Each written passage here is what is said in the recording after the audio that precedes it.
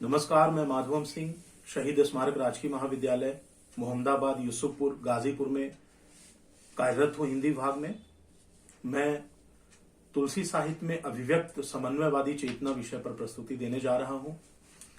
तुलसीदास भक्तिकालीन काव्यधारा के प्रतिनिधि कवि थे।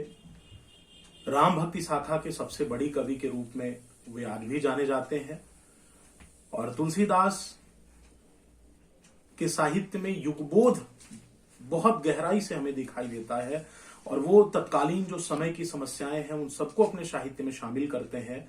और इसी कारण हम देखते हैं कि तत्कालीन उथल पुथल भरे समाज में, चाहे वो सत्ता के स्तर पे हो, चाहे समाज के स्तर पे हो, चाहे परिवार के स्तर पे हो, चाहे व्यक्ति के स्तर पे हो, तुलसीदास समन्वय स्थापित करना चाहते हैं।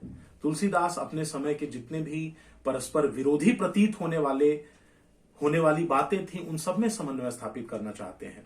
निर्गुण और सगुण में वे समन्वय स्थापित करना चाहते हैं और वे लिखते हैं, अगुनहि सगुनहि नहीं कछु भेदा, उभय हरय भव सज्जन खेदा।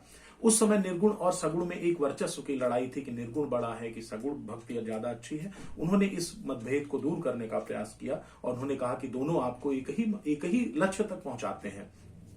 तुलसीदास विभिन्न संप्रदायों में समन्वय स्थापित करते हैं। उस समय शैव और वैष्णव और शाक्त सब में एक लड़ाई चल रही थी कि शैव बड़े हैं, वैष्णव बड़े हैं, शाक्त बड़े हैं। ऐसे में तुलसीदास ने सभी में समन्वय स्थापित किया। उन्होंने राम से शिव की आराधना करवाई और शिव से राम की आराधना करवाई और उन्होंने लिखा है, तुलसी के राम कहते हैं कि शिव द्रोही मम दास कहावा, सो नर मोहि सपने नहीं भावा। और फिर आगे चल के तुलसीदास हिंदू और मुस्लिम में भी समन्वय का प्रयास करते हैं। अब कवितावली में लिखते हैं, धूत कहो अवधूत कहो रजपूत कहो जुल्हा कहो कोऊ, काहू की बेटी सो बेटा न ब्याहब, काहू की जाति बिगाड़ न सोऊब। और अंत में वो कहते हैं, मांग के खइबो मसीद को सोइबो, लेबे को एक न देबे को दो। वो कहते हैं मैं मांग के खाऊंगा, मैं मस्जिद में जाके सोऊंगा।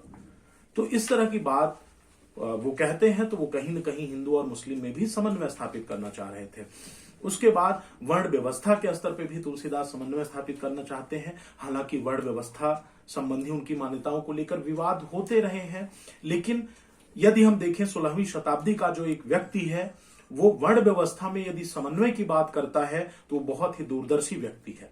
वर्ण व्यवस्था किसी भी स्तर पे हम सही नहीं स्वीकार सकते, लेकिन वर्ण व्यवस्था में उस समय यदि कोई समन्वय की बात कर रहा है तो वो बहुत बड़ा युगदृष्टा है।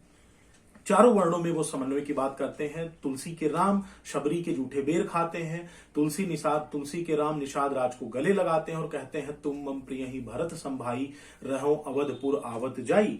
और फिर देखें जब राजघाट का वो वर्णन करते हैं तो वहां पे कहते हैं कि राजघाट शोभित अति सुंदर, मज्जहि जहां वरण चार्यु नर। तो इस प्रकार से वो वर्ण व्यवस्था में भी समन्वय स्थापित करना चाहते हैं। राजा और प्रजा में तुलसीदास ने समन्वय स्थापित करने का भरपूर प्रयास किया है। तत्कालीन समय में जहां राजा का ध्यान अपने साम्राज्य विस्तार की ओर था या अन्य प्रकार की लड़ाइयों में या विलासिता की ओर था, ऐसे में वो राजा को अपने कर्तव्य की ओर खींचना चाहते हैं और लिखते हैं, जाहि राज निज प्रजा दुखारी, सो नृप अवश्य नरक अधिकारी। कि जिसके राज्य में उसकी खुद की प्रजा यदि दुखी है तो वो राजा अवश्य ही नरक का अधिकारी है। और फिर उसके बाद वो देखिए राजा और प्रजा में समन्वय स्थापित करने के क्रम में ही वो राम से कहलवाते हैं कि जौ अनीति कछु भाखौ भाई, मोहि बिरजौ सब भय बिसराई। राम प्रजा से कहते हैं, जबकि उस समय राम के क्रम में देखा जाए, राम राज्य में देखा जाए तो वंशानुगत व्यवस्था है, पिता का पुत्र ही राजा बनता था। लेकिन व्यवहारिक तौर पर ये लोकतंत्र स्थापित करने की बहुत बड़ी चेष्टा तुलसीदास ने की है कि राम खुद अपनी प्रजा से कहते हैं कि यदि मैं कुछ अनीतिपूर्वक कहता हूं या कुछ मुझसे अनीतिपूर्वक होता है तो आप सभी लोग मुझे निर्भीक होकर त्याग दीजिए। तुलसीदास ने परिवार के स्तर पर समन्वय स्थापित करने की विराट चेष्टा की है।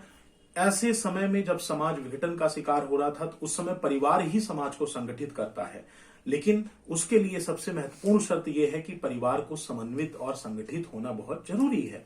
तो तुलसीदास का जो ग्रंथ है रामचरितमानस, उसमें एक परिवार को ही टूटने से बचाने की कहानी है। उसमें एक परिवार को ही किस प्रकार से संगठित रखा जा सकता है विभिन्न कठिन से कठिन चुनौतियों के बाद भी, ये सारी बातें हमें तुलसीदास ने अपनी रामचरितमानस में दिखाई है। उदाहरण के लिए राम को 14 वर्ष का वनवास होता है, कैकेयी वरदान मांगती हैं और राम उसे स्वीकार करते हैं, सहर्ष स्वीकार करते हैं, क्योंकि उन्हें पता है कि इस अगर मैं अवहेलना करना शुरू करूंगा तो धीरे धीरे पारिवारिक मूल्यों में टूटन पैदा होगी और पारिवारिक दूरियां बहुत ज्यादा बढ़ जाएंगी। वो इसे स्वीकार करते हैं और वन को चले जाते हैं।